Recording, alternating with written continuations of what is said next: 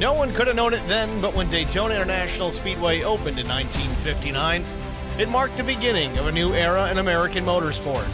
As a replacement for the old beach road course a few miles to the east, the opening of the high-bank 2.5-mile Florida Tri-Oval represented the leading edge of a wave of construction of big paved speed palaces. Before Daytona, Indianapolis was the only American oval track longer than 1.25 miles, and most racing took place on dirt ovals 1 mile or less in length. From the very first Daytona 500, won by Lee Petty in a 3-way photo finish, those high banks proved a favorable venue for wide-open stock car racing. Daytona kicked off the growth of NASCAR as we know it today.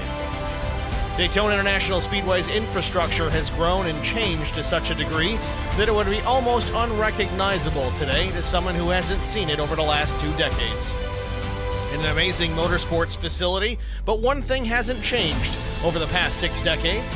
No driver can consider his or her career complete without notching a victory at Daytona. From Dale Earnhardt, who captured the 500 in 1998 after coming so close so many times, to 14-year-old kart racers whose racing resumes are just beginning. A victory at Daytona is a mark of distinction. Tonight, it's the IROC Challenge Series Daytona 200. And it's next on IROC TV.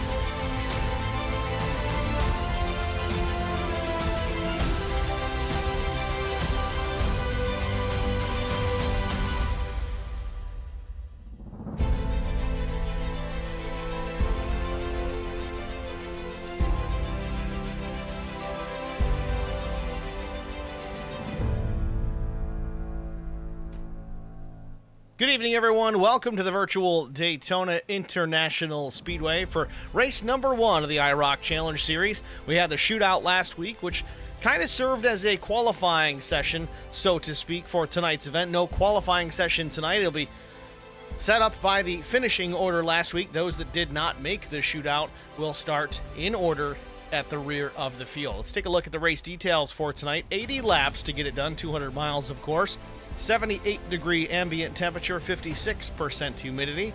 Partly cloudy skies, a very slight breeze at 2 miles per hour. Track temperature falling. It's 102 degrees. It was as high as 112 early on in the practice session.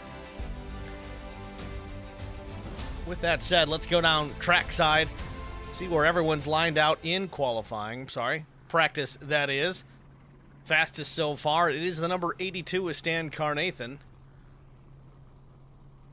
His best lap of 45.52.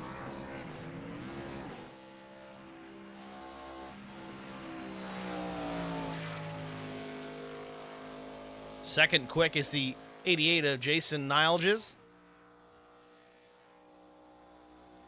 Josh Funkhauser, Chris Wally, Jeff No, the top 5. Times all pretty close together here, of course, in the 45s. That's going to be all drafting speeds. Going to be very much akin to what you're going to see in race trim here tonight. As we watch Brian McCann here get through turn 4, you can really see how bumpy this old layout. Yes, I forgot to mention, yes, we are at Daytona, but we are on the pre-repave layout, so lots of bumps to contend with. Handling going to be a premium here, especially with this Gen 4 Cup car that they have to work with. Should be an exciting race to watch for certain here tonight. Kevin McCann in the number 33. Kevin 14th quick currently on the board, a 45.84. Again, just over 0.3 off the best time of the day. You see how tight these drafting times can be.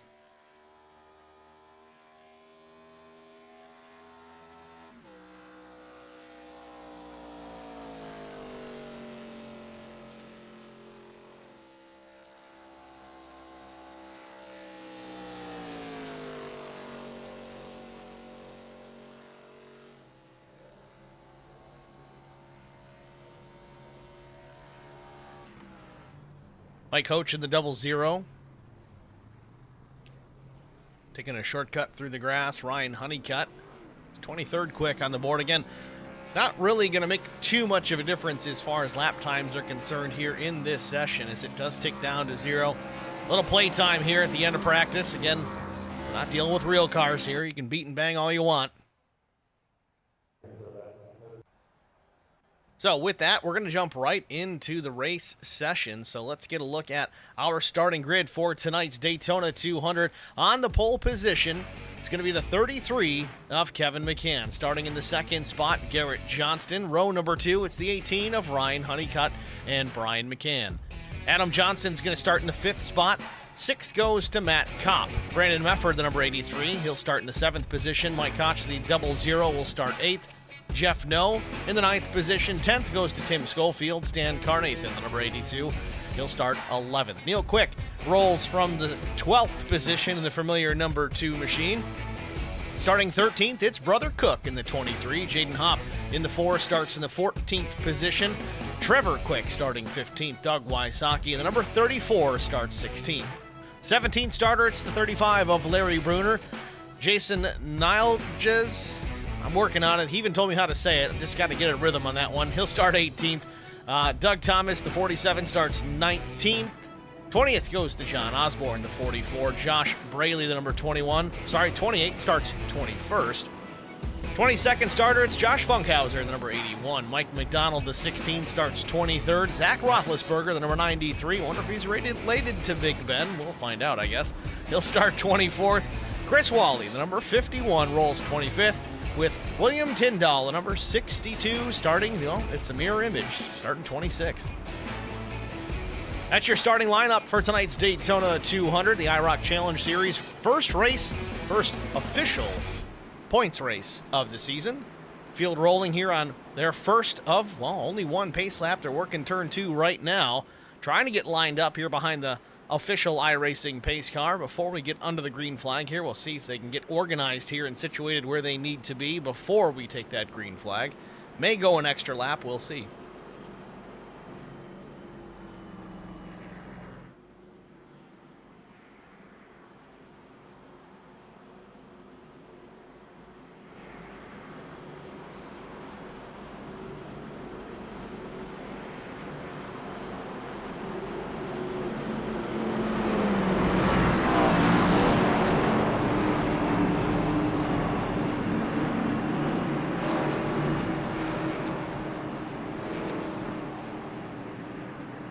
Field into turns 3 and 4. Looks like they might get this one going here.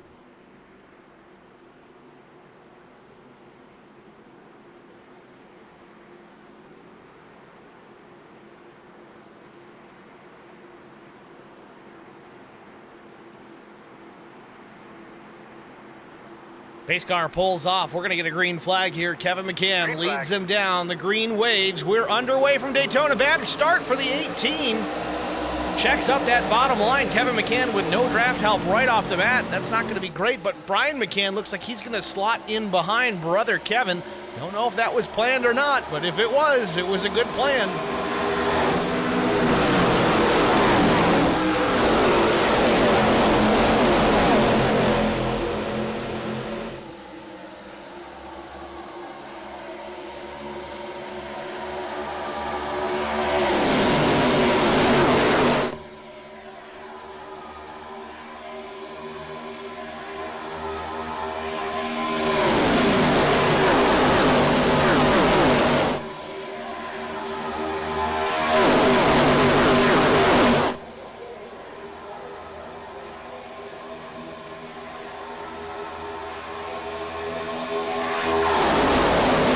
Back to start finish, lap 1 in the books. Kevin McCann leads that lap. Brother Brian in tow, the 2nd position. Honeycutt 3rd, Mefford 4th, and No in the 5th position as they work through turns 1 and 2.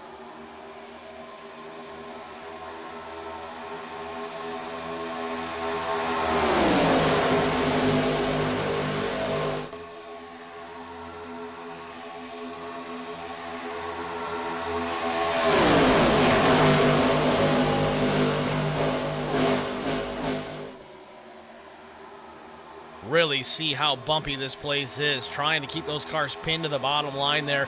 Not the easiest thing to accomplish.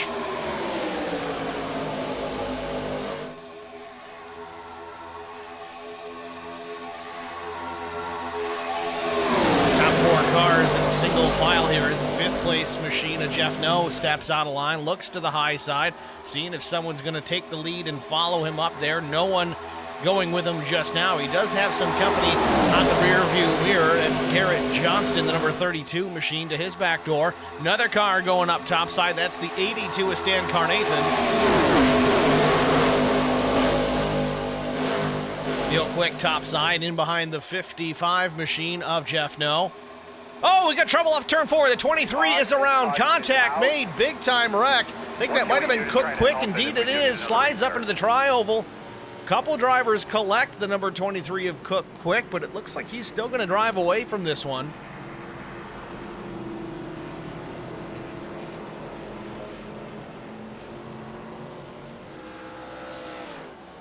First caution of the day, only 4 laps in.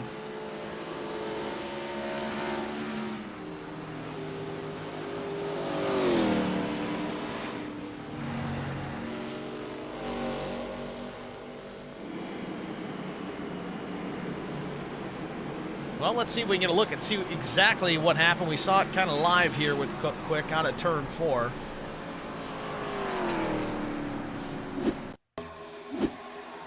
Contact. Maybe slide up in front of, I think that might have been the 12. Have to get a different angle on it here just to be sure.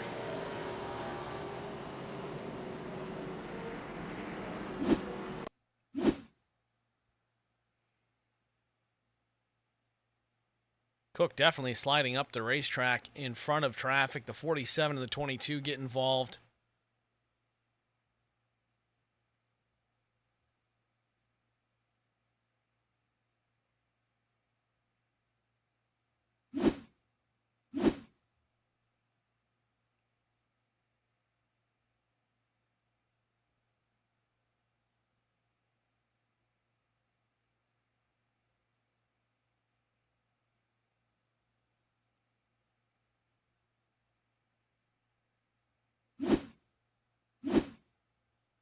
Yeah, it was indeed the 12. He slides up in front of.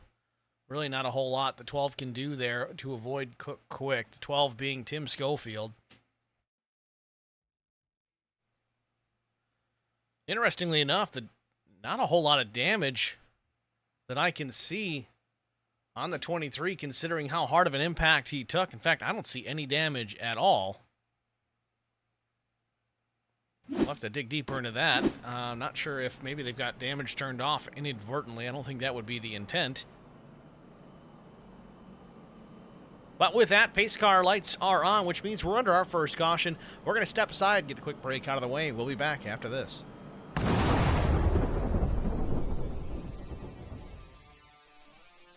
Spartan Transportation and Spartan Logistic Management is your one source for all your shipping needs. 53-foot dry van shipments, auto transport shipments, full-service in-house brokerage, drop lot facilities, just-in-time deliveries to all auto manufacturers, facilities in St. Louis, Missouri, Kansas City, Missouri, and Indianapolis, Indiana.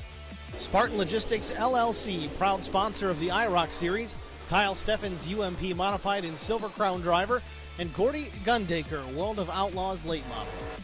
Visit us at spartan-logistics.net or find us on Facebook. R&R Racewear, your source to all custom racewear apparel needs, and home to iRacing apparel. Check it out today at rnrracewear.com.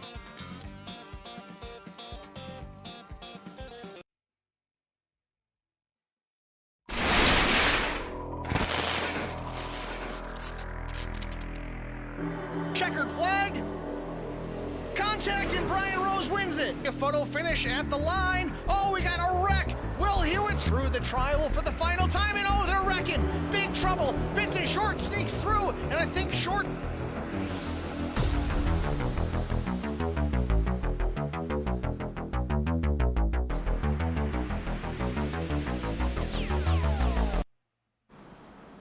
Back at Daytona International Speedway for race number 1 of the IROC Challenge Series, the Daytona 200. Wrapping up our first caution of the day involving Cook Quick, Tim Schofield, and others. Matt Kopp, I think, involved in that, as well as the 47 machine. That's Doug Thomas. Pace car lights are off, so we're going to go racing once again here the next time by on the 1 to go. Your leaders are going to be Kevin McCann, Brian McCann on the front row. Row number 2, it's going to be Ryan Honeycutt, Jeff No, then Neil Quick, Brandon Mefford, Stan Carnathan, Garrett Johnston, Tim Schofield, Mike Coach, the top 10. Field still working the back straightaway.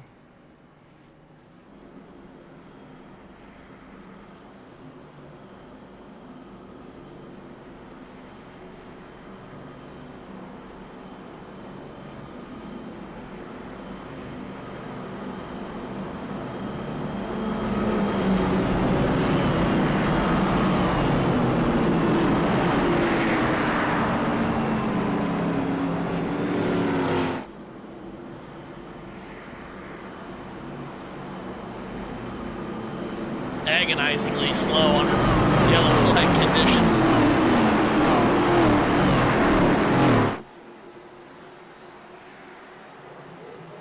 Now here we go. They're working off turn 4 here. Wait for the iRacing pace car to go hard left down the pit lane here. We'll take the green flag.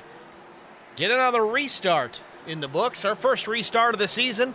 Green flag. In the throttle they go. Kevin McCann with the early jump. Brian's going to tuck right in underneath, almost like they planned it.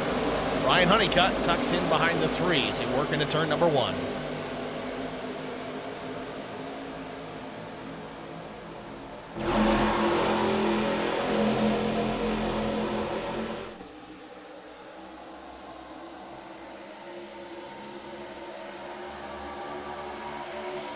Field already spread out pretty significantly. Got some distinct groups starting to form up. Racing action continues up at the front here. Kevin McCann, Brian McCann, the 33 and the 3 on the bottom. Both drivers slide up half a lane just a bit. Just, again, due to those bumps.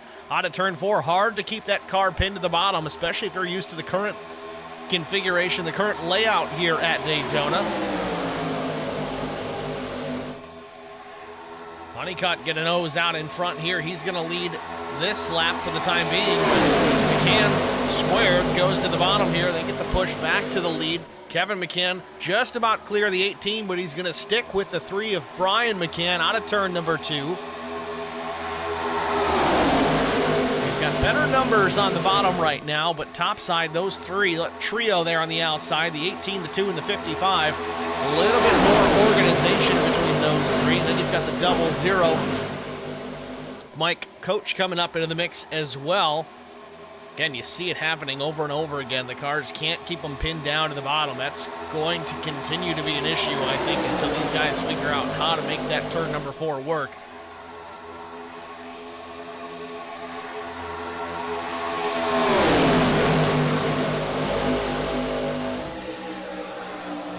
Quick slides up half a lane just a bit. The 55 of Jeff No also does the same. They still stay tucked in tight together. Kevin McCann with the race lead. Brian McCann a couple of feet maybe off the back bumper. Possibly a little push here down the backstretch into turn 3. McCann back to the point just by a nose. The 18 of Honeycutt going to try and mount the charge. Neil Quick to his back bumper. Was going to give him a push there. They couldn't get lined out.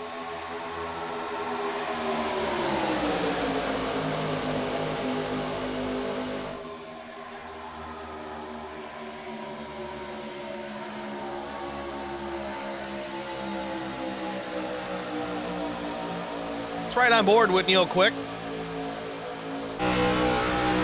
Driver's eye camera. This is about as close as it gets, folks, to what it looks like to drive one of these race cars. Neil Quick running in that high lane, second car topside, and you can really see the bumps that he's having to fight through turns 3 and 4.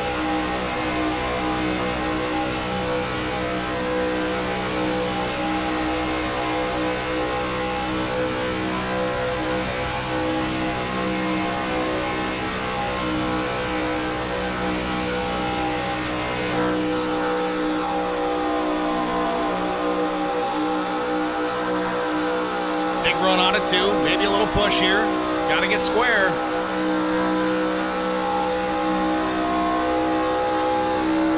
So now that can really be the issue. If you're trying to give the guy ahead of you just a bit of a push, get him moving towards the front, that's okay. It's difficult to do in this body style. I know in the older ARCA car, before one of the updates, you could not push at all. Now with the newest update, including the Gen 4 Cup car, which is the same body style, you can give a push to the guy in front of you, but you got to time it well. You can't be off center. You got to be square on the guy. Otherwise, you're going to turn him up or down the racetrack, and that doesn't end well for anybody. But if you can master it, there is positions to be gained. Continue to watch this battle for the top spot. Honeycutt and Kevin McCann going back and forth, kind of seesawing down the backstretch. Back into turn 3. Neil Quick way up the racetrack for a minute. Keeps it off the wall. Keeps it in the throttle.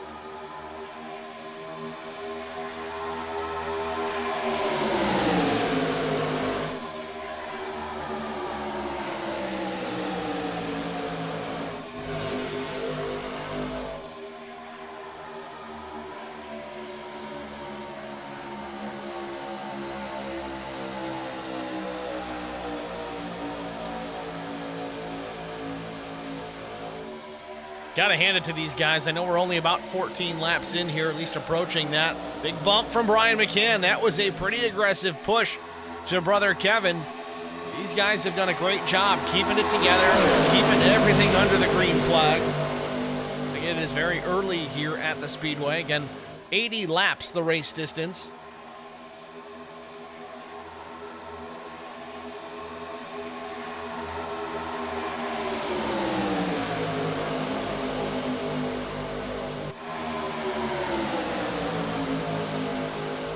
Not much has changed here in the top 5. It's Kevin McCann on the bottom, Honeycutt up top, Brian McCann third, Neil Quick fourth, but by just inches. That changes up about 10 times a lap.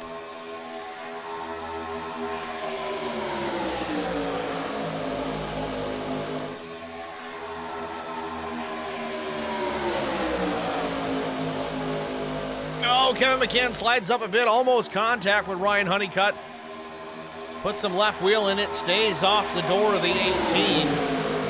Still has the drafting partner with the 3 in behind. The 83 of Brandon Mefford closing in on Brian McCann. Then it's the 82, Stan Carnathan in behind him as well. McCann edging out towards the front. The 18 of Honeycutt trying to side draft just a bit to kind of slow that momentum, but it's hard to make the side draft work that well when you've got so many pushers in behind. Both lanes relatively equal though, 4-car draft on each lane. That does kind of change from lap to lap. It's all about being organized and having the numbers. You got to have both. You can have 10 cars all lined up on the inside, but if they're not nose to tail, pretty much within inches from one bumper to the other, it's not going to be all that effective versus maybe a 5-car draft that's not quite tandem, but right on top of everybody. You can really get that line to move if you can manage that. Again, it's early, only 16 laps in. You may see that present itself later on in the race.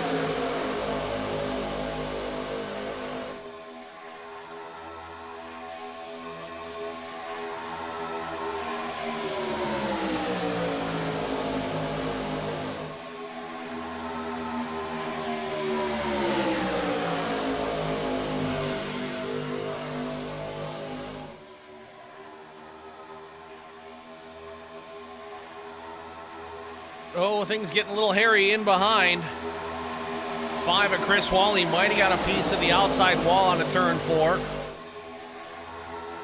Correction, Wally's in the 51. The 5's Trevor Quick. Wally's up in the 7th spot. Big mover so far, though. Chris Wally up 19 spots this point in the race. Already, again, only 17 laps in. He's getting more than a position per lap. Talk about a guy that can race on these restrictor plate super speedway style tracks as the 00 changes lanes. Chris Wally in the Spartan Transportation number 51.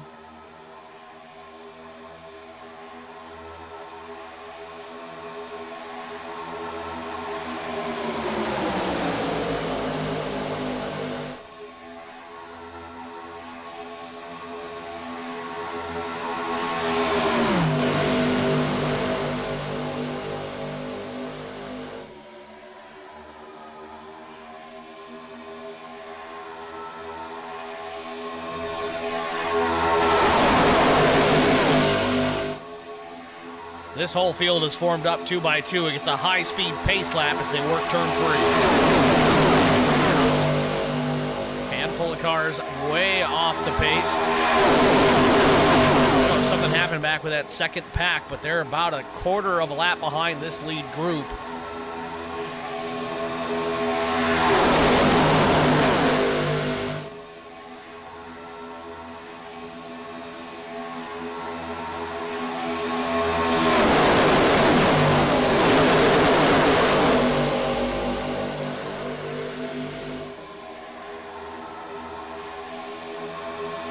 Here's the lead pack going by right now. And you don't even see those other cars coming into frame. You may see it here. There's one car all by itself, and then a couple more cars. There's 5, 6 drafting up there onto turn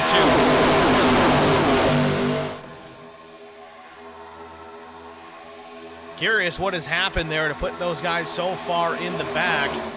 Aaron Smith, the tail of the field, and unfortunately he is 3 laps down. I don't know if he's lost connection or what the situation is for the 70. Usually pretty fast just about everywhere that we go. Very unlike seeing him here at the back of the field. Again, this pack kind of all over the place right now. They've got to get lined out here. They can just ride. Again, we're 20 laps in already out of 80. It's clicked off in a hurry. These guys really need to get organized, get single file and tight to each bumper. If they can do that, they may have a shot to catch that lead pack. It's going to take some time. The way they're running right now, it's just not going to happen. Lead pack is running side by side. The cautions on the Speedway. Garrett Johnson possibly in trouble. Hard to say.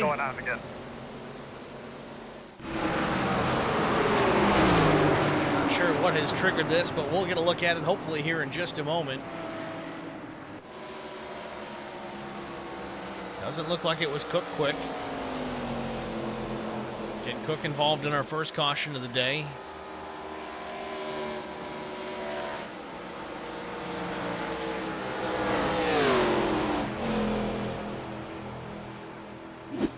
Well, let's take a look at it. We're watching Cook quick here, but I don't think anything happened in this instance.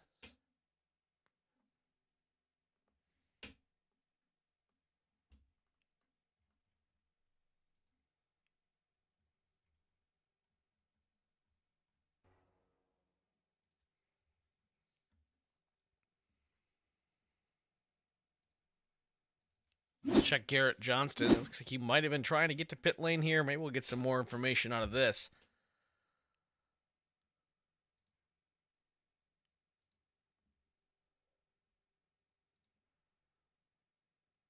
See, the pace car's already pulling off there. I'm not really sure what has triggered this. There may be stages involved here. I wasn't made privy of that, but it could be the case.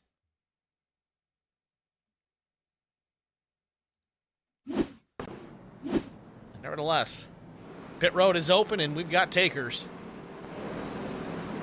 Neil Quick is going to come down the pits first over the 18 of Ryan Honeycutt, but it looks like everybody is going to come down. Likely to take tires. There's only 2 sets over the wall, but a 65% fuel load. Neil Quick has to back it up just a hair.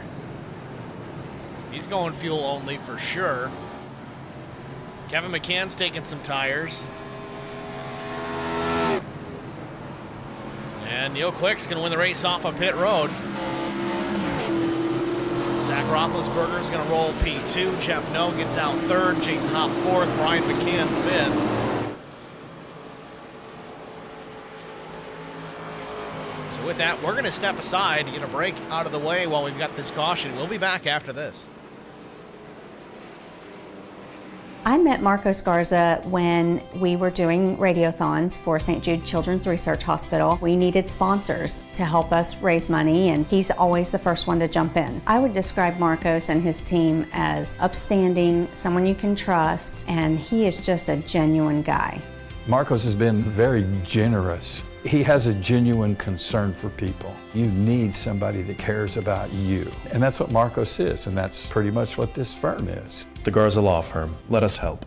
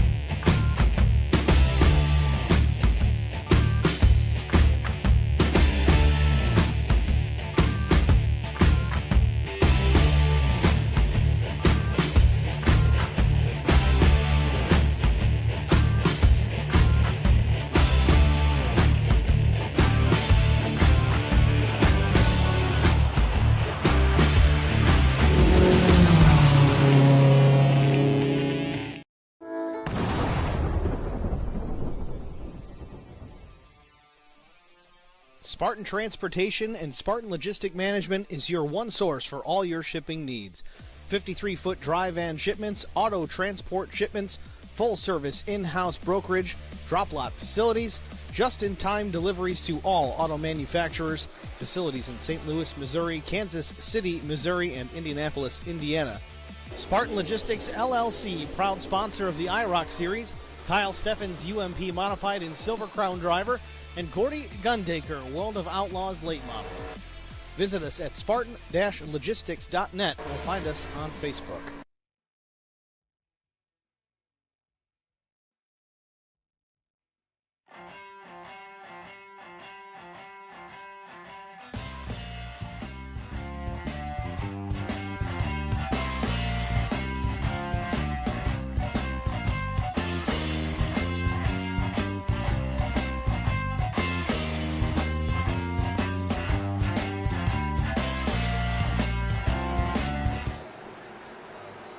Back at Daytona just in time for our second restart of the afternoon. Pace car about to pull off.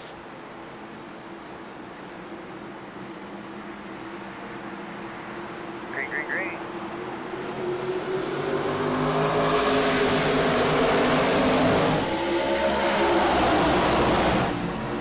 Neil Quick leads them down in the throttle. Good jump for the outside machine is Zach Roethlisberger.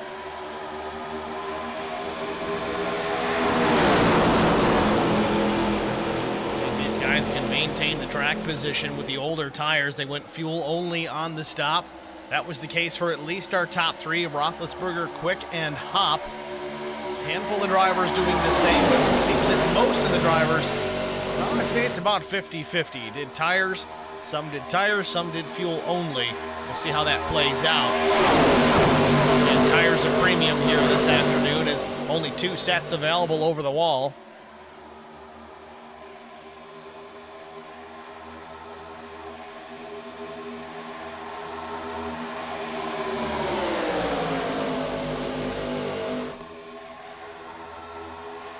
Roethlisberger out in front. He has Quick clear.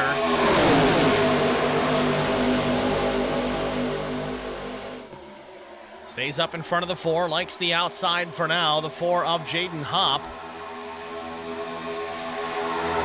One driver taking a peek to the outside. Going to be Chris Wally. I think it might be the 51. Takes a look to the outside. No help. Wally with the 5 of Trevor Quick.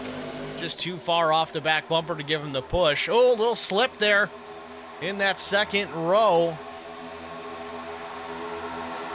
That was the 55 of Jeff No coming up the racetrack just a bit. Did not make any contact with any of the drivers.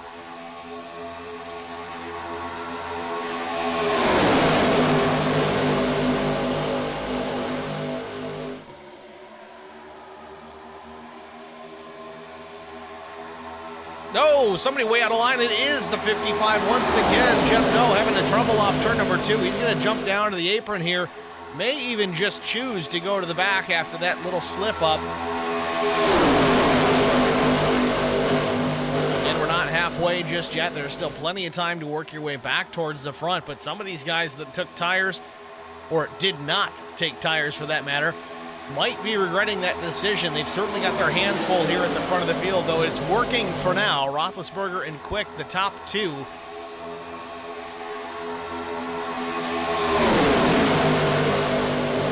Imagine as long as you got clean air on the nose, that's going to be the biggest advantage if you didn't take any fresh rubber.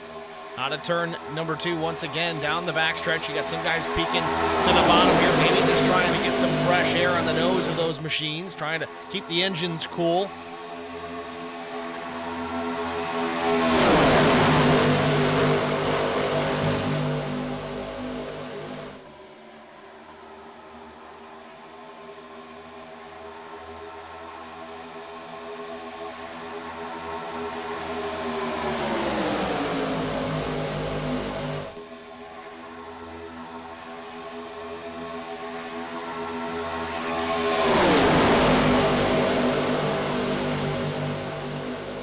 Roethlisberger and Quick still your leaders. Top 4 kind of under a blanket out of turn number 2. Rest of the field, luckily for some of the drivers, we got that yellow. They were able to get caught up. Driver drivers near the tail of the field at the beginning or prior to that caution coming out. Aaron Smith, one of those drivers at the back of the pack, he was 3 laps down, was lucky enough to get one of those laps back. Needs a couple more cautions to get himself back on the lead lap. Might be in the hunt for this thing, but back at the stripe. Roethlisberger still with the lead.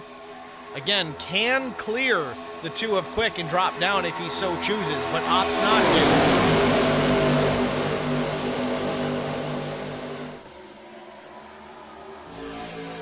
Oh, Chris Wally gets into the 4. We got a wreck off of turn number 2. Neil Quick goes to the point, but we've got trouble. Big time trouble. Car's still wrecking down the backstretch out of turn number 2. Multiple drivers involved in this one. Larry Bruner starting to drive away. Ken Chris Wally looks like he might have been the one to tip this one off. Made some contact with the 4. Heavily damaged is the 51 here 30 laps in.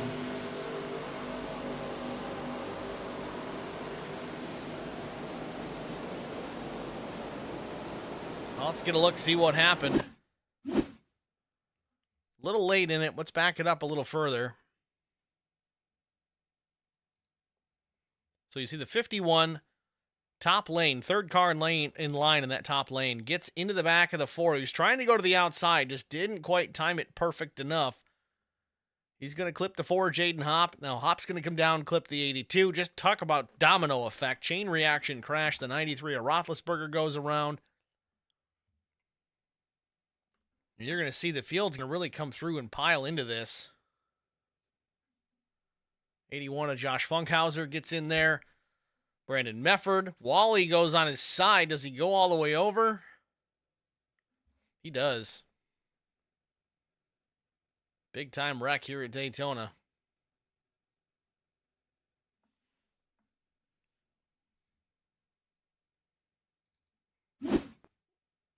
Let's watch it full speed.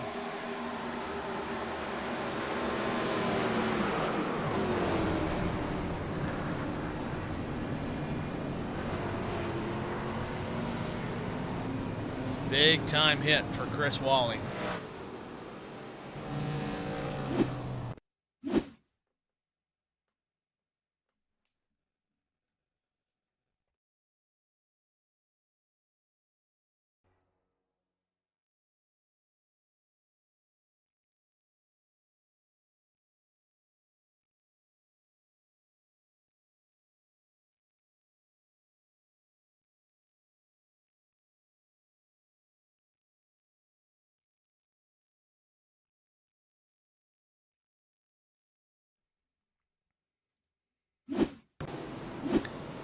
Well, Wally's used his fast repair. Lucky for him, he did still have one. Many drivers likely going to be in the same boat. 88 freshly repaired. Mike Coach freshly repaired.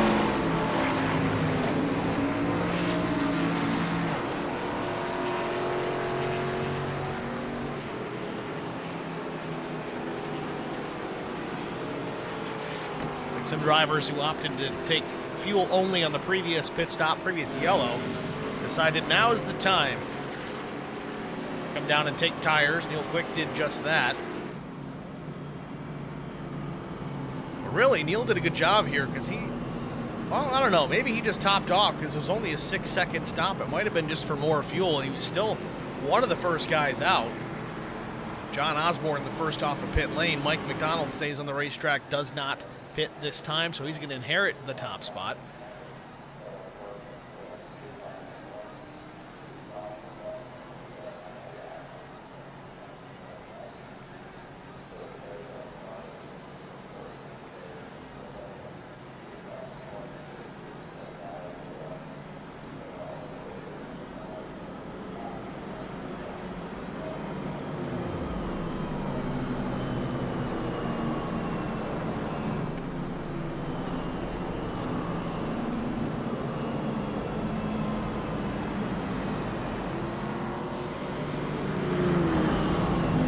Pace car lights go out, so that means we're on the 1 to go. We'll get the green flag the next time by. Lap 32 up on the board.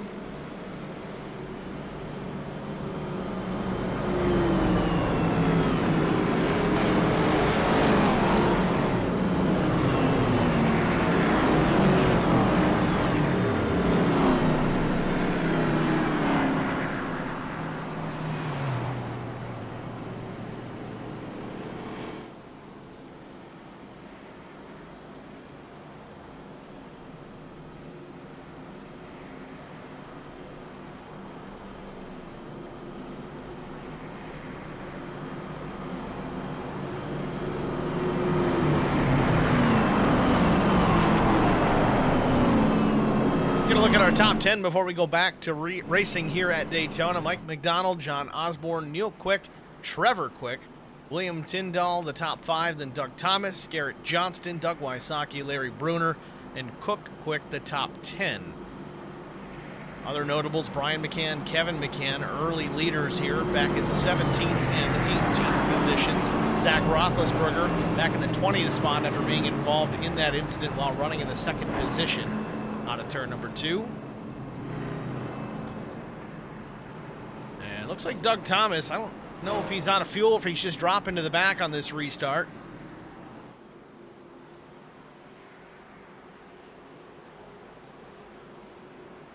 We'll give it another go here. Pace car about to take the hard left down pit lane once again. Mike McDonald's going to lead him down. Green flag. Green flag back in the air. McDonald with a good jump. Real quick in behind. 62 of William Tyndall going to close in as well. Outside line did not get a good restart.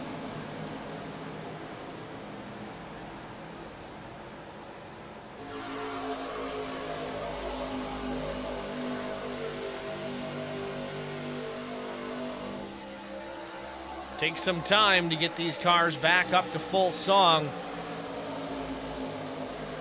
First glance, they look awful slick. But if you guys remember back in the early 2000s, they ran those wickers on the roof and the rear spoiler, trying to create more drag behind these cars to build a better draft. If you look closely here, you might be able to see them on the roof line just behind that little disc on the roof there, the onboard camera for the roof cam. There's a little wicker. There's also one on the rear spoiler. You might be able to see it depending on what kind of screen you're looking at. That builds a lot more drag on these race cars and creates a significant draft effect or slipstream behind the race car, so it helps the guys that are trying to close the gap get a big run. But it also creates a lot of drag and slows these cars down in the restart. It takes at least a whole lap to get them up to full song.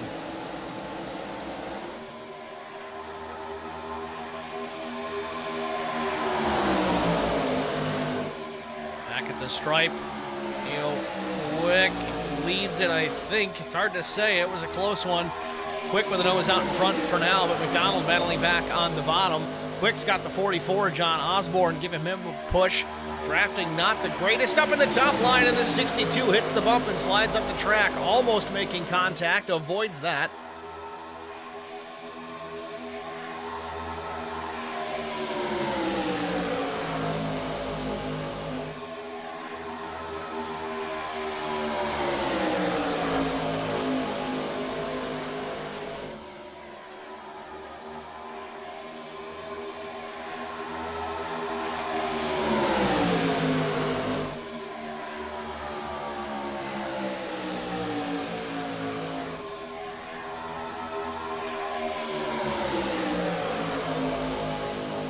Checking back with Chris Wally after that incident. He's back into the top 10, at least for now, battling for that position.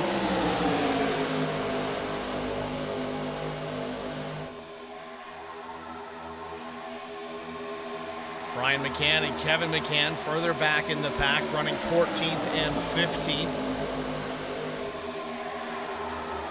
And Aaron Smith just behind them, but he is now one lap down, so caution's working in the 70's favor here.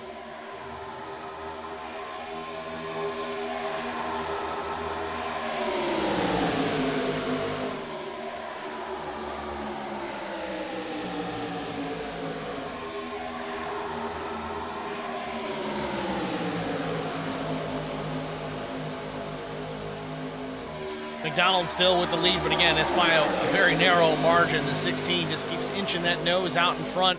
The 62 of William Tyndall trying to give the 16 that push, but I don't know how much help you're going to need to really complete a full pass. We saw it in the run previous where the driver on the high side was able to get out in front. See Neil Quick doing it right there, but I don't know if he was trying to get down in front of the 16 or if he just was planning on staying topside. We saw topside kind of be the place to be for at least a little while. Many opportunities to come down into the low lane, and drivers opted not to do it.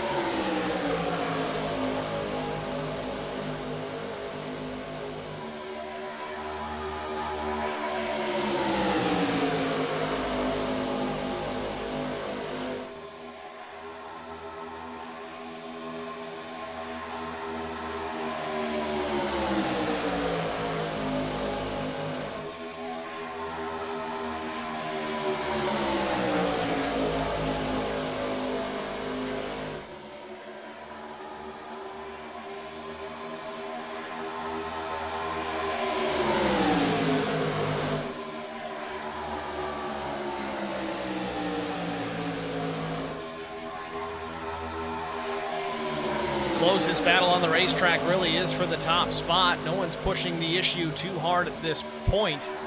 John Osborne in behind Neil Quick, though. I don't know how familiar these two are with each other and how well the 44 can draft up to the two of Neil Quick. They may know each other quite well. It just remains to be seen. But there it is. There's a good push, a contact, bumper-to-bumper push into turns 3 and 4. Osborne did a good job to get Quick just the nose out in front, but he stays up the racetrack, at least in the middle lane.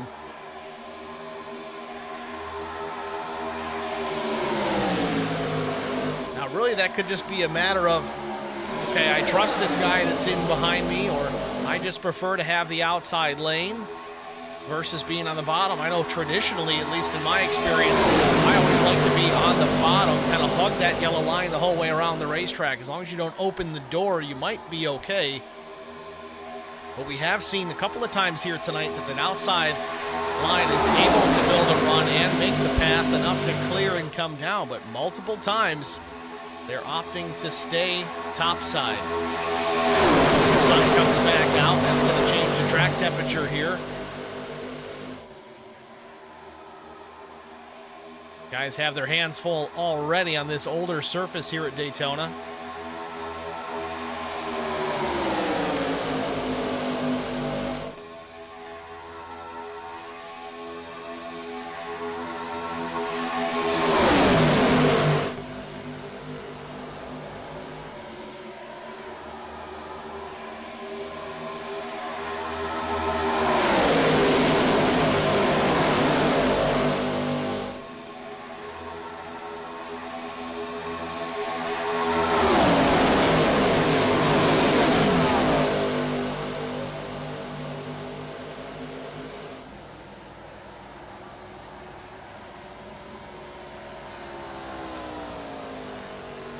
That 62 machine of William Tyndall just having all sorts of trouble trying to keep right on that back bumper of the 16 of McDonald. Probably not going to see a physical push out of the 62.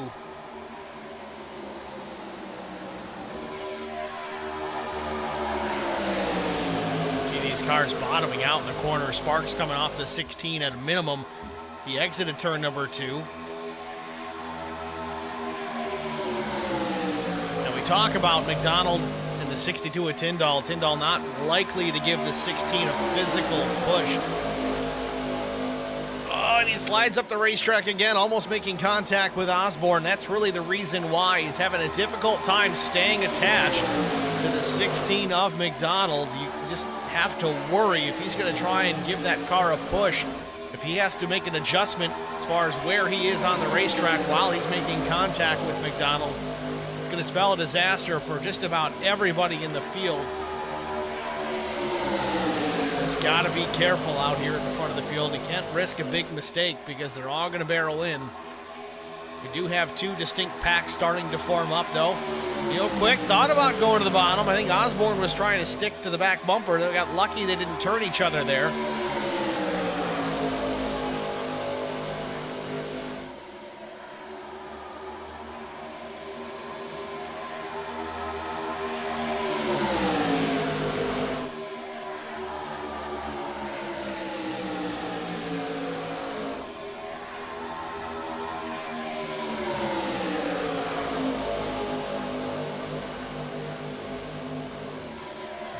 62 slides up again.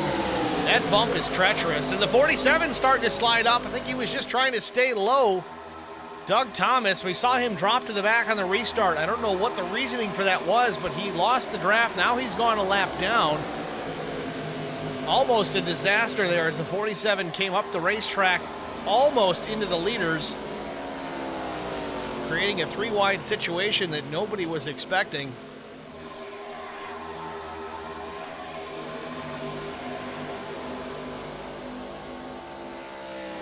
Back to the McCann brothers. Brian now in the 17th position, Kevin 18th.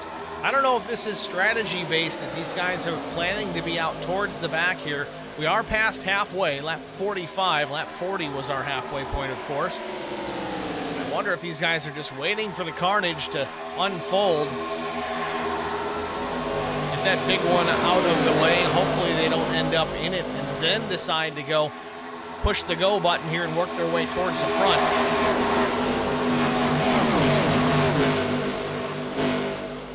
Back out front though, things still hot and heavy, very close quarters.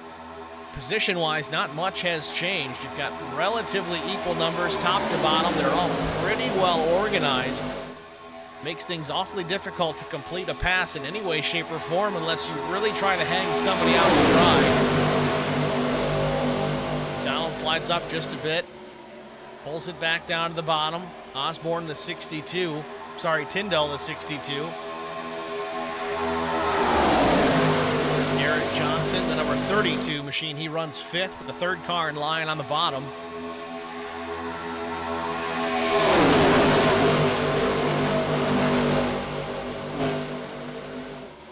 Tyndall all over the back bumper and McDonald off of turn 4. He was right there. I don't know if he was pushing him or not. If they were, he did a great job hanging on to her.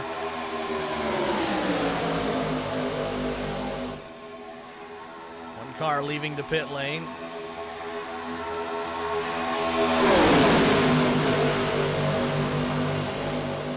That was Matt Kopp coming back on the racetrack, the number 22 machine.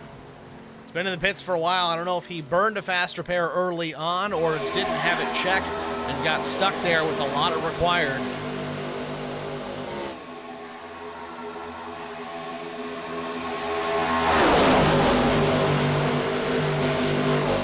Oh, you can cover a blanket with the top 5, at least maybe even the top 6. Out of turn number 4, McDonald still with it. Quick noses out in front. Coming to the stripe, it's lap 48.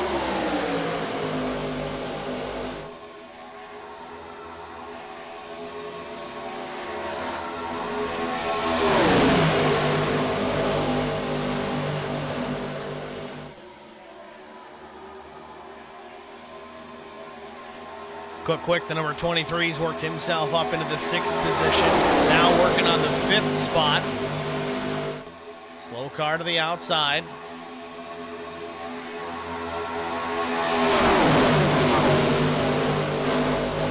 Guys are doing an unbelievable job here. Close quarters racing here at Daytona on a very difficult circuit. Very difficult layout with all the bumps in these corners, plus a race car with a ton of power. Not a whole lot of handling to speak of. Approach lap 50.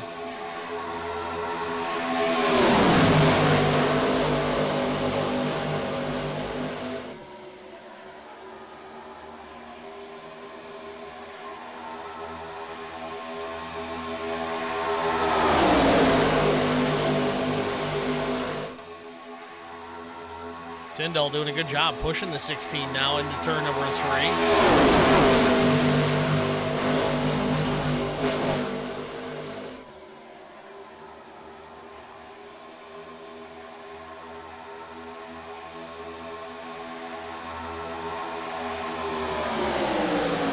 Laps in here at Daytona International, race 1 of the IROC Challenge Series. We're going to go HBR TV or IROC TV side by side. Stay with us, you won't miss a minute of the action. We'll be right back. I met Marco Scarza when we were doing radiothons for St. Jude Children's Research Hospital. We needed sponsors to help us raise money, and he's always the first one to jump in. I would describe Marcos and his team as upstanding, someone you can trust, and he is just a genuine guy. Marcos has been very generous. He has a genuine concern for people. You need somebody that cares about you. And that's what Marcos is, and that's pretty much what this firm is. The Garza Law Firm. Let us help.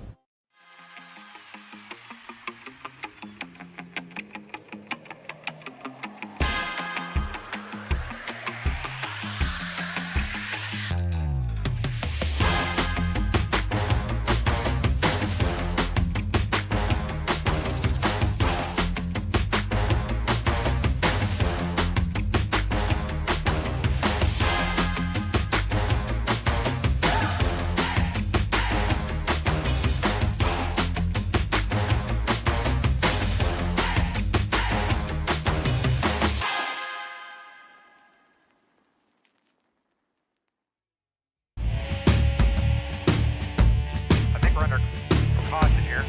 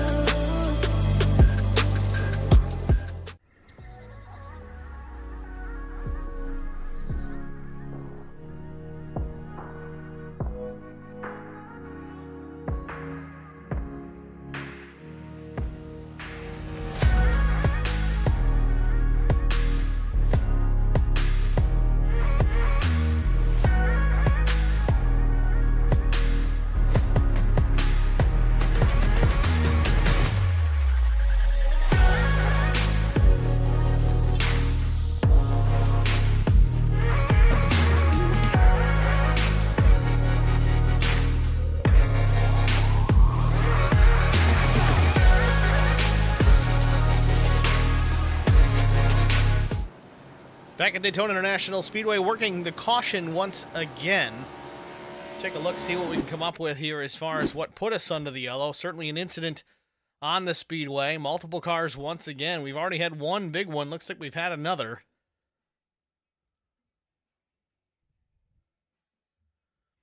Hard to pinpoint what really triggered it.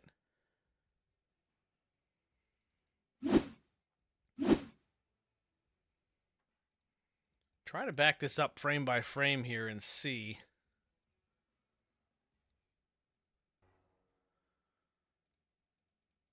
Was Neil Quick in trouble?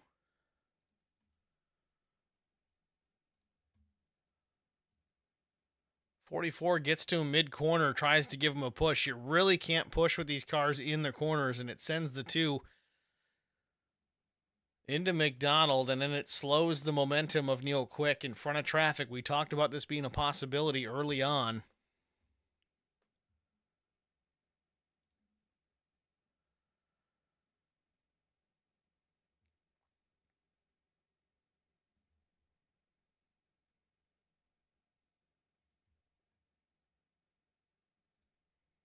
Chris Wally involved in it again.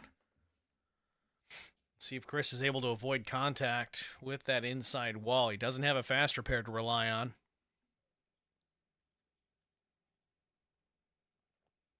Does get pretty good impact there. So many drivers making pit stops here.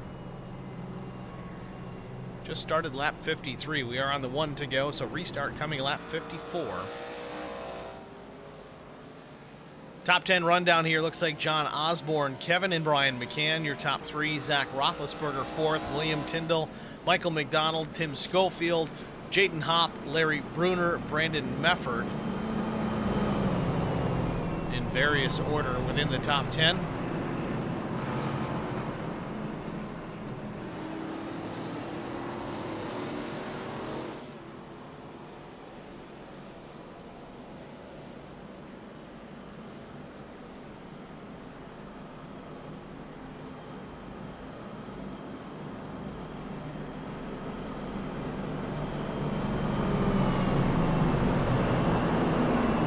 Here we go, 2x2 once again down the backstretch, about a half a lap away from another green flag.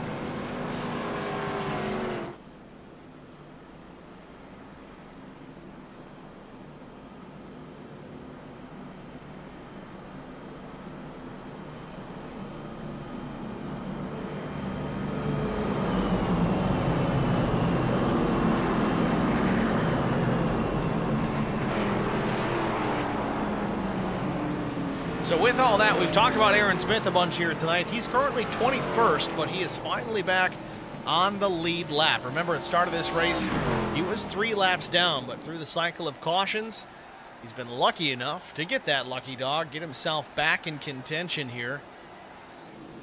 Aaron in the number 70 machine.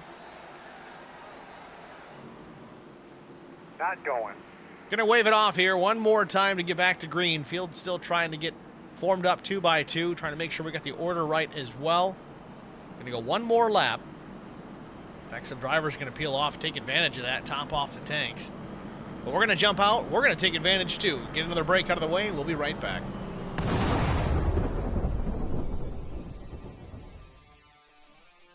Spartan Transportation and Spartan Logistic Management is your one source for all your shipping needs. 53-foot dry van shipments, auto transport shipments, full-service in-house brokerage, drop lot facilities, just-in-time deliveries to all auto manufacturers, facilities in St. Louis, Missouri, Kansas City, Missouri, and Indianapolis, Indiana. Spartan Logistics LLC, proud sponsor of the IROC Series, Kyle Steffens UMP Modified and Silver Crown Driver, and Gordy Gundaker, World of Outlaws Late Model.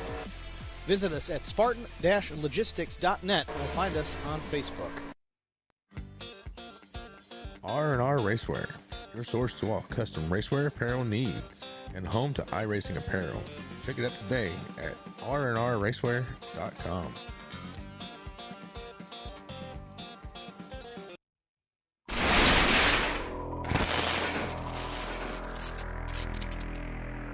Checkered flag. Contact and Brian Rose wins it. A photo finish at the line. Oh, we got a wreck. Will Hewitt's through the trial for the final time, and oh, they're wrecking. Big trouble. Vincent Short sneaks through, and I think Short...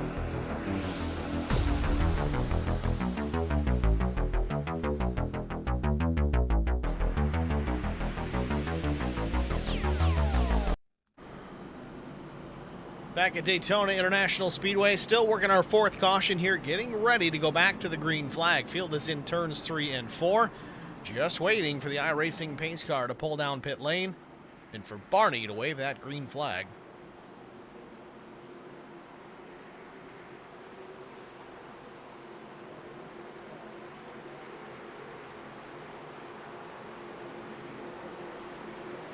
His car is off.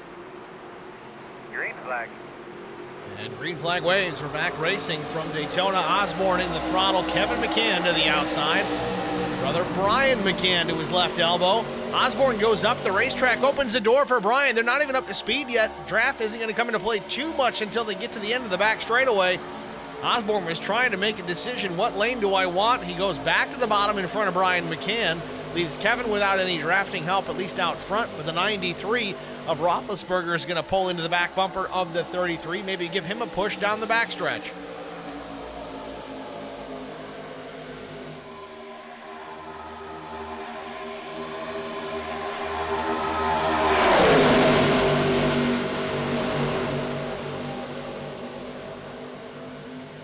Tyndall slides up the track just again, still stays off the machine in the top lane.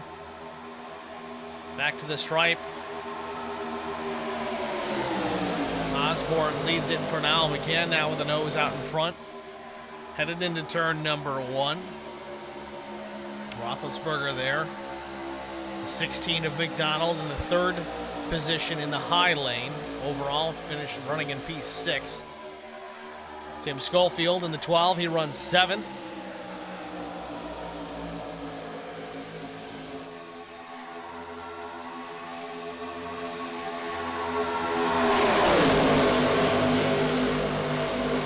Four laps to go here from Daytona. John Osborne out in front. Brian McCann, Kevin McCann, the top 3. Osborne still blocking that low lane. We've seen the outside lane be very preferred as of late, but now maybe that's switching up as the 44 continues to keep it on the bottom. Had an option to change lanes on the restart. Went topside for just a moment, but quickly changed his mind. Dropped to the bottom in front of Brian McCann. Still seems kind of indecisive there, even though he is leading this race out of turn number 2. Brian McCann giving the 44 a big push down the back straight.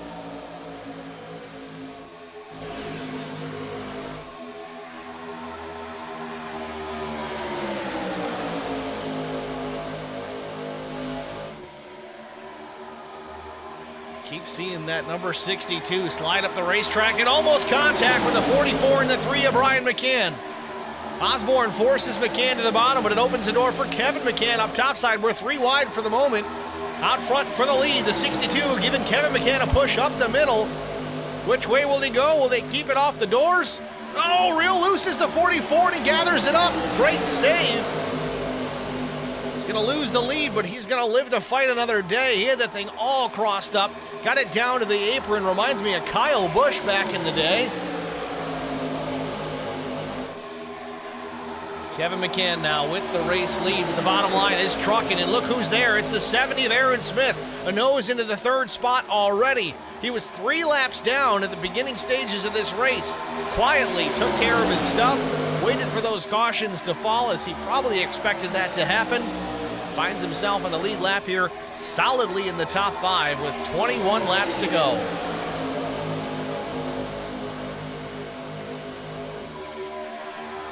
The 62 is making me nervous. Tyndall slides up the racetrack mid-corner again. It's frequent enough that I'm wondering if he's trying to side draft. It might even be intentional. Maybe it's not the bumps.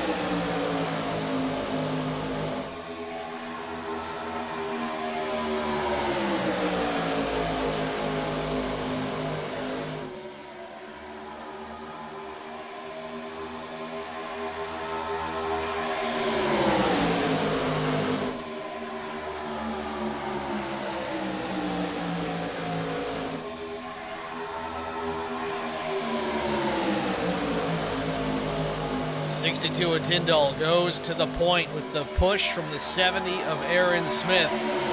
Now the decision, does he stay to the bottom with Aaron Smith pushing, or does he go up top and let Kevin McCann help him draft?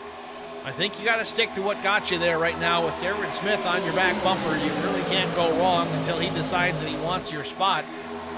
But if you go topside, you're pretty much telling him to go by you. I think it's a smart move for Tyndall to stay on the bottom, at least for the time being. McCann a nose out in front, but he's lost his drafting partner for a moment. He's going to draft up. That's the 93 of Roethlisberger once again.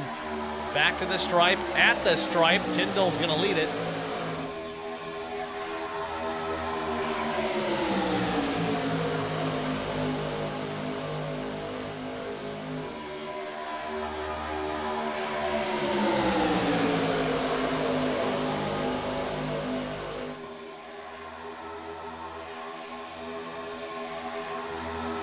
Once again, we've got 2 different packs formed up here at Daytona. A pretty considerable lead pack, and then a smaller secondary pack in behind.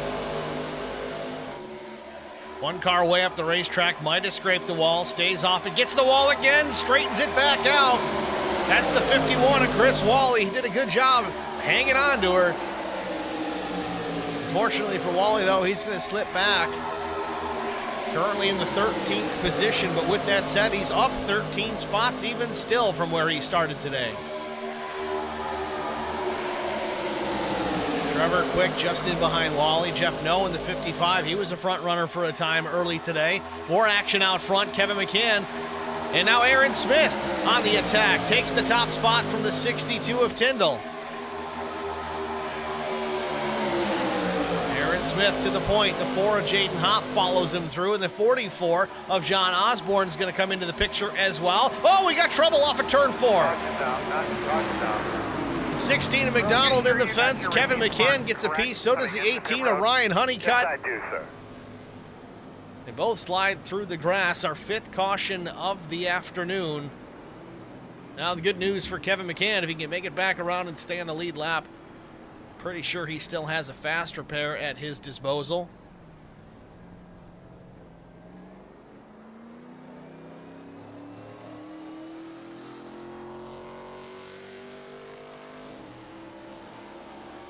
Well, let's try and get a look, see what happened here out of turn 4. It was 4 wide. Honeycutt the 18. It was the 82 machine. Stan Carnathan.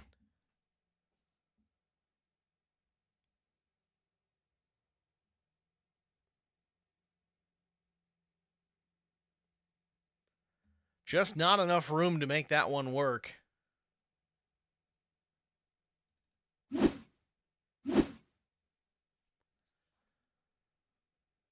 Carnathan slides up, gets into Honeycutt, which gets into McDonald, which gets into McCann. Again, you can kind of get away with 4 wide at a place like Talladega. You almost always end up in this situation if it happens here at Daytona. As you see these guys, one guy slides up off the bottom, and the guys that are 3 up top, it's just they've got no option, nowhere to go at that point. You're along for the ride.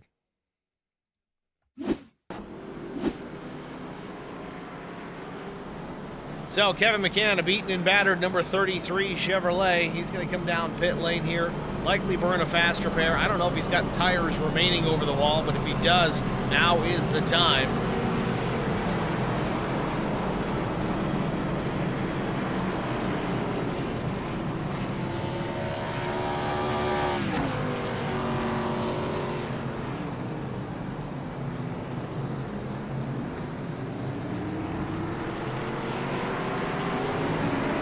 There it is, fast repair used. Car looks good as new now. Kevin McCann down and away. Looking at your race leader, he couldn't have been further from the lead at the beginning stages of this race. He was running last, 3 laps down, and after the cautions and some lucky dogs, he's at the point, up 18 spots from where he qualified. Aaron Smith, your race leader. Stay with us. We'll be right back. I met Marco Scarza when we were doing radiothons for St. Jude Children's Research Hospital. We needed sponsors to help us raise money, and he's always the first one to jump in. I would describe Marcos and his team as upstanding, someone you can trust, and he is just a genuine guy. Marcos has been very generous. He has a genuine concern for people. You need somebody that cares about you. And that's what Marcos is, and that's pretty much what this firm is. The Garza Law Firm. Let us help.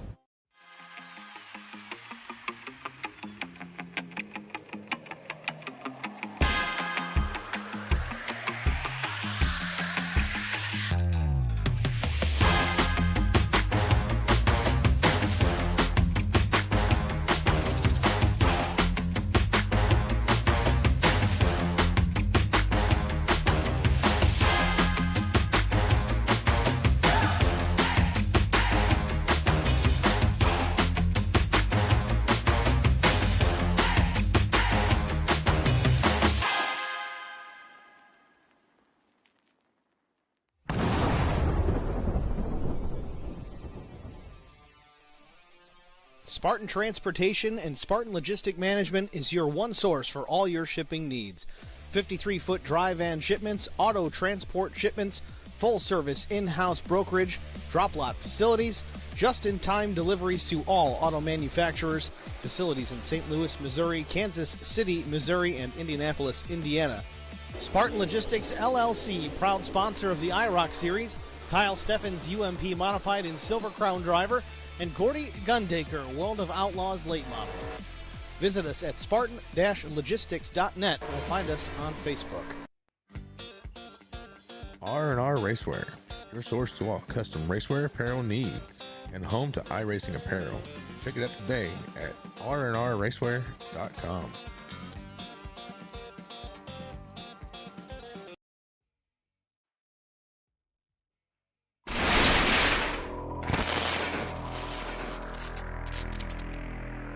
Checkered flag. Contact and Brian Rose wins it. A photo finish at the line. Oh, we got a wreck. Will Hewitt's through the trial for the final time, and oh, they're wrecking. Big trouble. Vincent Short sneaks through, and I think Short.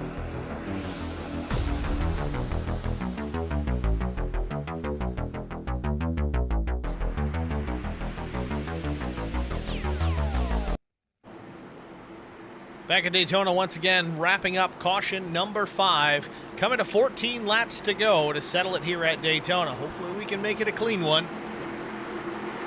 Aaron Smith going to restart on the outside. The 4 of Jaden Hopp to his inside. Row 2, it's John Osborne and William Tyndall. You ready? Green Race flag. cars down, green in the air. We're back racing once again. Good restart for the 62. Gives the 4 a big push at the stripe.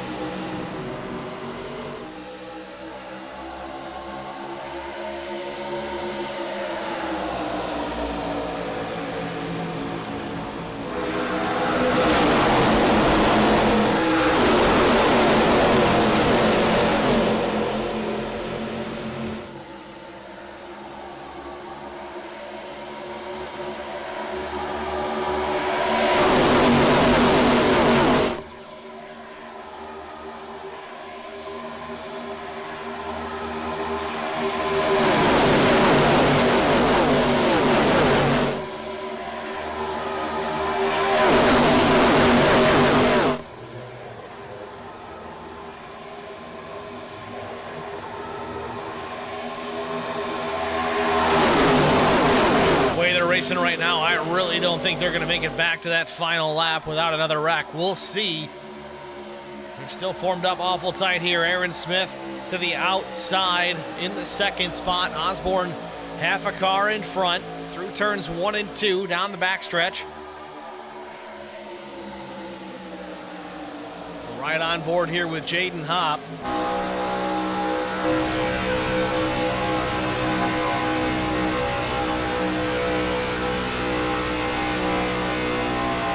Again, you can really see how violent this racetrack is, how bumpy it is. Very difficult to keep a handle on the race car, but Hopp gets a run out of 4. Smith gets a big run to the outside of Osborne. He wants to lead back.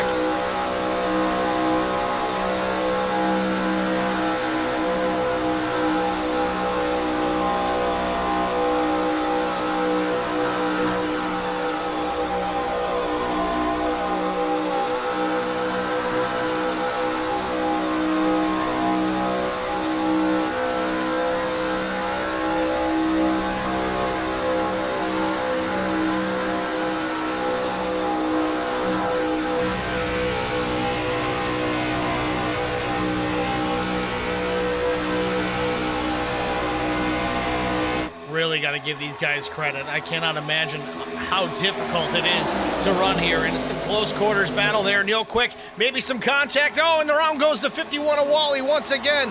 He is in trouble for a 3rd time today. Caution on the Speedway, 6th time this afternoon. Saw that one starting to form there. I think it was Neil Quick.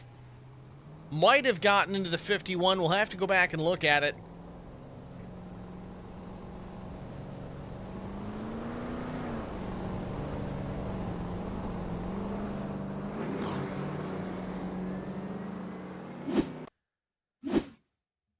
Yep, we'll rewind it a bit. Right now it does look like it went off the nose of the 2. Now it looks like Wally's already out of shape. Go back a little bit further here. Again, we saw Neil Quick trying to go up the middle there for a brief moment. The 12 may have come down.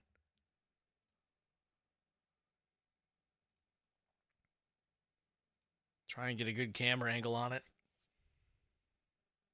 It's coming into the tri-oval. Get the red machine up top. I think that's the 55. Then Neil Quick in between. No, that's the 18 of Honeycutt. 12 machine comes down. That's Timmy Schofield. Sends Quick to the bottom, and it also sends Wally to the bottom, but Wally gets down on the flat, over-rotates a bit, loses the rear end of the car, can't keep it square, gets the left side in the grass trying to save it. He does a great job just trying to hang on to her, and I think Neil Quick avoids contact with a 51, but yeah, he spins down into the grass. Luckily for the 51, though, no contact with anything. Tough first race of the season for the 51. He's been involved in a few of these here this afternoon.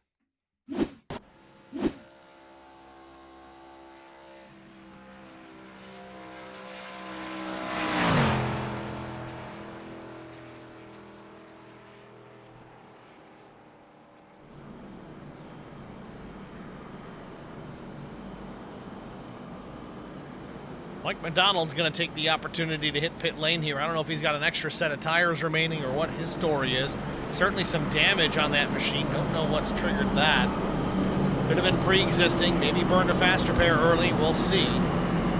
Maybe he's lucky enough to have an extra hanging around.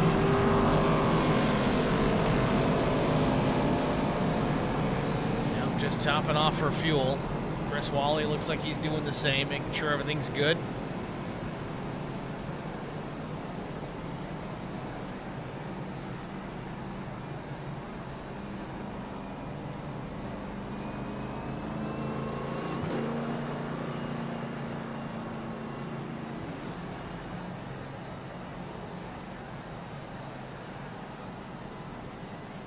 So your leader is John Osborne at lap 71. He's been a contender here at the front of the field a lot this evening.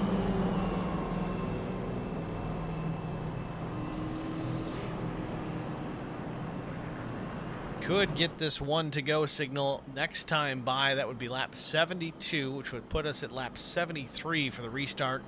Give us 8 laps to conclude it, if you count that restart lap.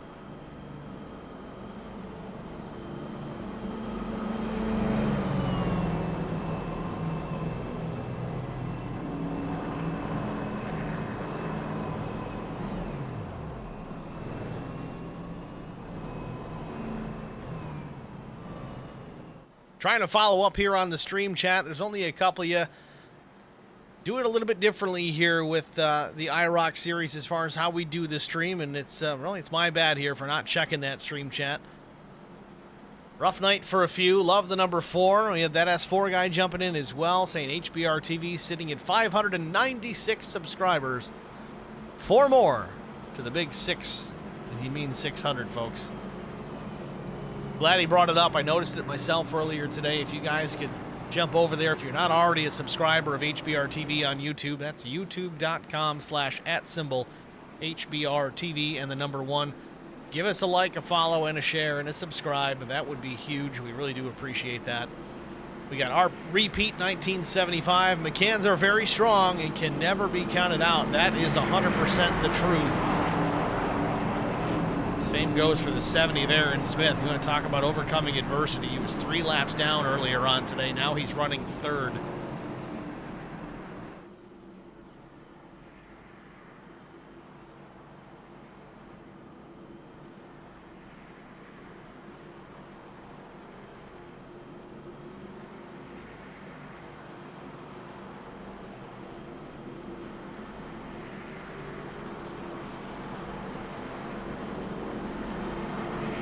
So just a handful plus laps to settle it here at Daytona.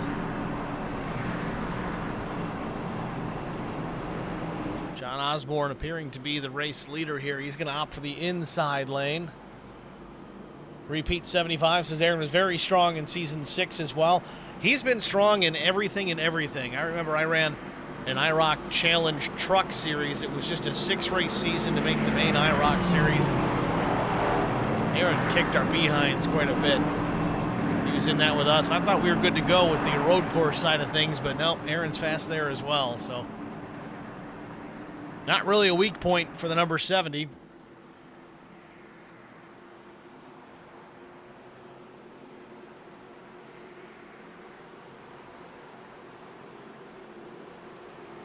Coming to 7 laps to go. Pace car lights are off, about to hit pit lane, and we're going to see that green flag maybe, just maybe, we make it to the finish without any chaos.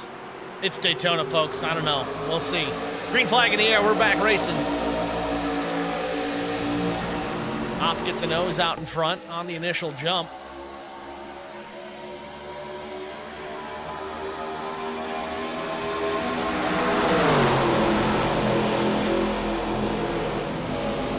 Again, it takes at least a full lap to really get these cars wound out full song. Off turn number 2. Osborne with the lead. Hop on the outside. A big push from the 62 of Tyndall.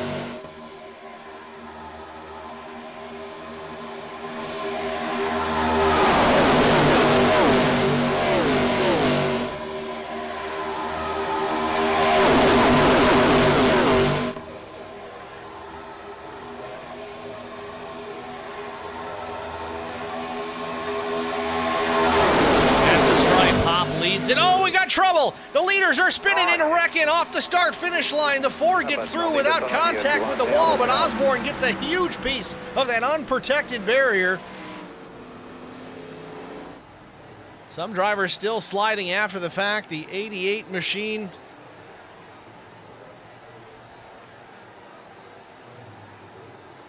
Jason Niles just trying to get back running here, trying to stay ahead of this pace car. That is John Osborne. He better hustle here. I don't know how much damage he has, but here we are. 7th caution of the afternoon. It was with 6 laps to go, right at start finish. You saw it happen there live.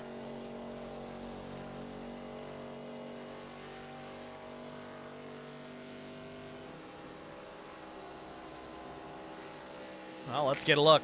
See what happened. Ford gets turned off the nose of Tyndall into the 44 of Osborne, and both cars go for a ride.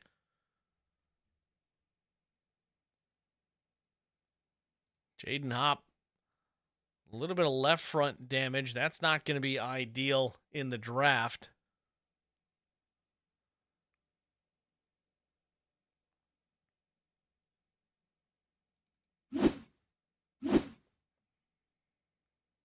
Yeah, there it is. You can see it clear as day. Just an ill-timed push. Tried to get to him just exiting the tri-oval there, but was off-center to the right side, and it's very simple, very easy to turn these cars around when that happens. They're touchy cars to push with in general. It can be done, but, man, it's tough to do it in a corner. There you have it. Caution number 7. Coming late here at Daytona.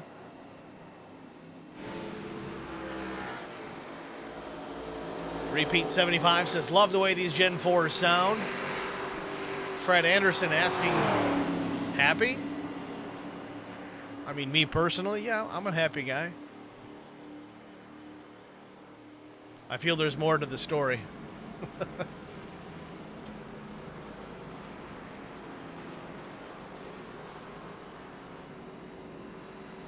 Oh, I got it.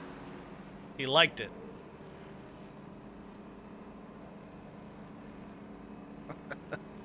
That S4 guy. And those of you that don't know that S4 guy, it's Zach Millett.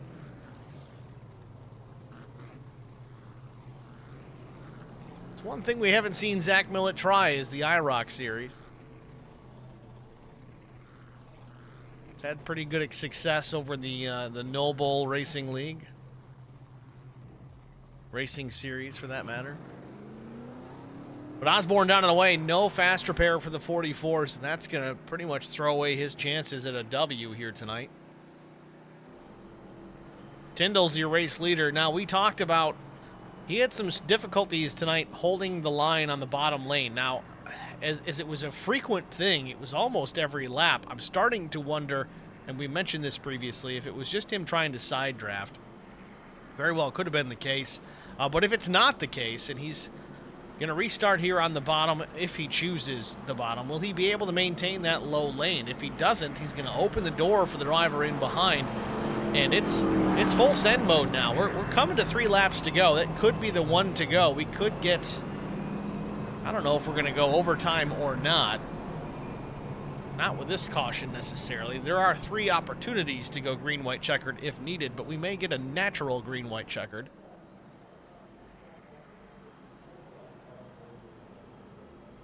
Just have to see how this one pans out.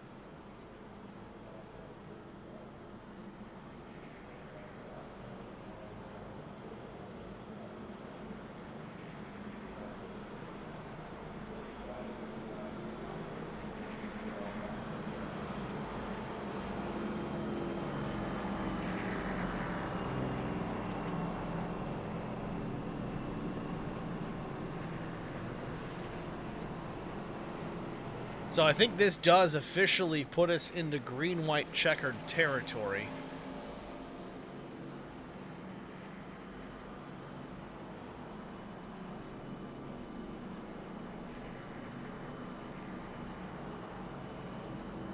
But I think it's a natural green, white, checker. Looking at, we're on lap 77 and a quarter here. We're going to get the restart at 78, so that's 78, 79, 80. Yeah, this is going to be interesting. It's crunch time, guys. It's time to go. And you got a fast number 18, Ryan Honeycutt, to the outside. He was out front here early on. He's quietly worked his way back up to the front row here at just the right time, too, because, as we said, it's full send time. Coming down to the checkered flag here in the next handful of laps, not even. We're going to have... well, it should be 2 to go when we get to the stripe. We'll see how they play this out here.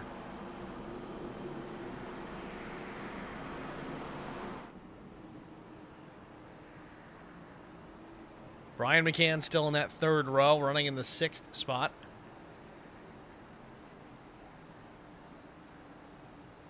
Checking on Kevin McCann. Still looking clean and still not out of this thing. And we get some more cautions. He can pick up a couple of spots on the restart. Anything can happen. I think anybody on the lead lap has a shot here. We've seen so many crazy things here at Daytona happen. Well, let's try it again. Pace car is off. Honeycutt and Tyndall lead them down. Green flag in the air. Tyndall on the throttle. Good restart for the 62. Catches the 18 sleeping. Aaron Smith now to the inside. Oh, he's got to run off the start, though. He might give him a push or just go low. Gives him the push.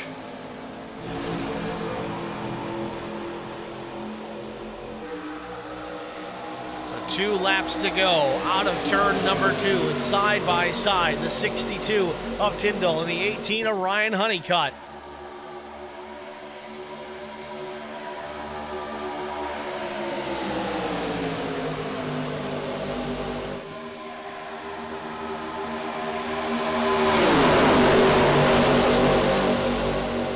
Tyndall sliding up the racetrack, keeping a close eye on the 18 of Honeycutt, knowing he's got Aaron Smith in behind. He does slide up the racetrack, and we got a spinner. The 55 is around.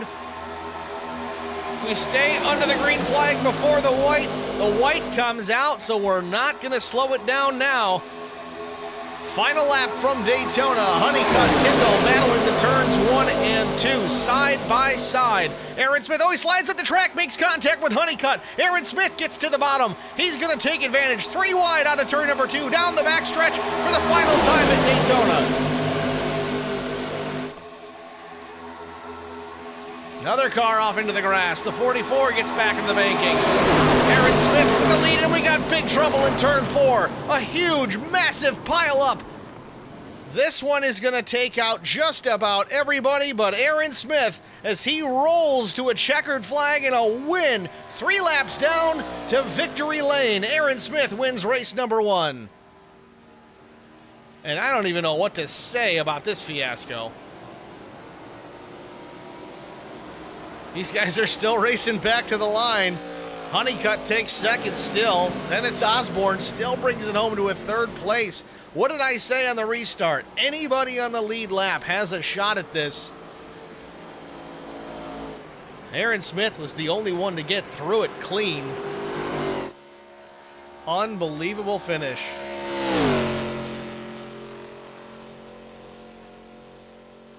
Try and get a look at this one. This reminds me of that wreck where Tony Stewart was flipping over the whole field. That was at Talladega, but still.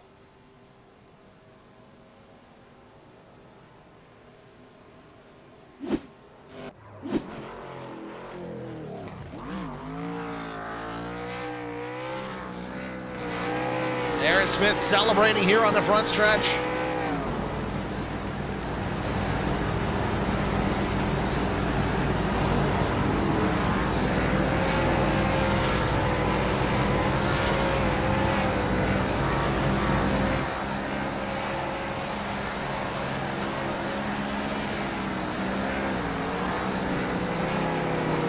It just goes to show, folks, never give up. To this point in the race, I still don't know what caused Aaron Smith to be down 3 laps. Maybe a connection issue, had to get back in the session. Maybe he joined late, I don't know. But man, he stuck with it, took advantage of the cautions and the lucky dogs, and here he is victorious here at Daytona. We're going to step aside here, get our final break out of the way, get our top 3 finishers into the broadcast booth after this. Stay with us, folks. We'll be right back. I met Marco Scarza when we were doing radiothons for St. Jude Children's Research Hospital. We needed sponsors to help us raise money, and he's always the first one to jump in. I would describe Marcos and his team as upstanding, someone you can trust, and he is just a genuine guy. Marcos has been very generous. He has a genuine concern for people. You need somebody that cares about you. And that's what Marcos is, and that's pretty much what this firm is. The Garza Law Firm. Let us help.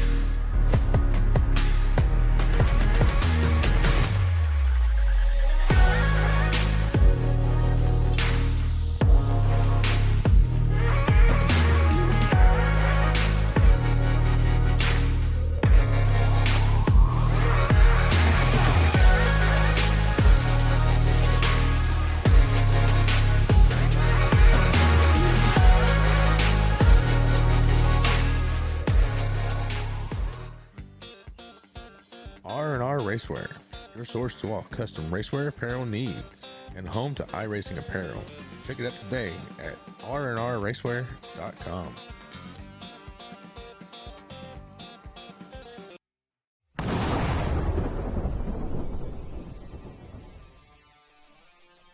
Spartan Transportation and Spartan Logistic Management is your one source for all your shipping needs. 53-foot dry van shipments, auto transport shipments, full-service in-house brokerage, drop lot facilities, just-in-time deliveries to all auto manufacturers, facilities in St. Louis, Missouri, Kansas City, Missouri, and Indianapolis, Indiana. Spartan Logistics LLC, proud sponsor of the IROC Series, Kyle Steffens UMP Modified and Silver Crown Driver, and Gordy Gundaker, World of Outlaws Late Model. Visit us at spartan-logistics.net or find us on Facebook.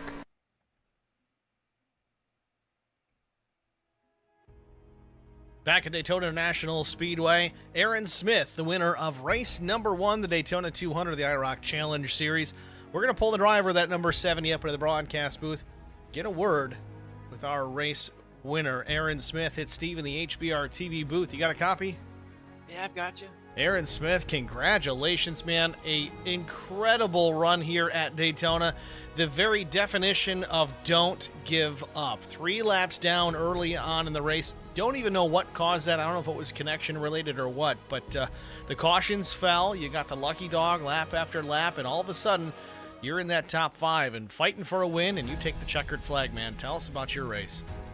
Well, first of all, I didn't even think I was going to be able to start the race. I was running that E-Racer Firecracker 200, and then I got wrecked on a restart. So I was able to hop in here a couple laps down and got the cautions I needed, stayed out of all the wrecks, kept a clean car, got a little bit of right rear damage from a contact with the back marker earlier on in the race, but was able to make the most of it, drive up through the field, and stay away from all the wrecks that were around me. So I'm glad it all worked out.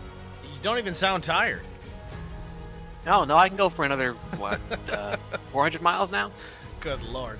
Well, either way, it was an impressive run, in my opinion at least. You really did kind of come out of nowhere. We didn't forget about you. We knew you were back there, but again, 3 laps down, we all but wrote you off early on in this race, but you played your cards right. They fell the way that they did, and you end up here with the checkered flag, so congratulations. Yeah, thank you. I'd like to thank all the folks at the IROC Challenge for having me this season and putting on another solid Daytona race. I'm looking forward to seeing what the rest of the season will look like, and I appreciate you broadcasting, all the folks watching. Looking forward to getting back at it wherever we are next week. Well, speaking of the rest of the season, we're at the old school Atlanta layout next week, talking about chewing up tires. That's right in your wheelhouse. You looking forward to that one? Absolutely. I love these cars, love how much horsepower they have, and I love how they don't have any grip at all at tracks like Atlanta. So I'm looking forward to seeing how that plays out, and hopefully I'll be back up here talking with you again. All right, Aaron. Well, thanks for talking to us again. Congratulations and good luck next week. All right, thank you.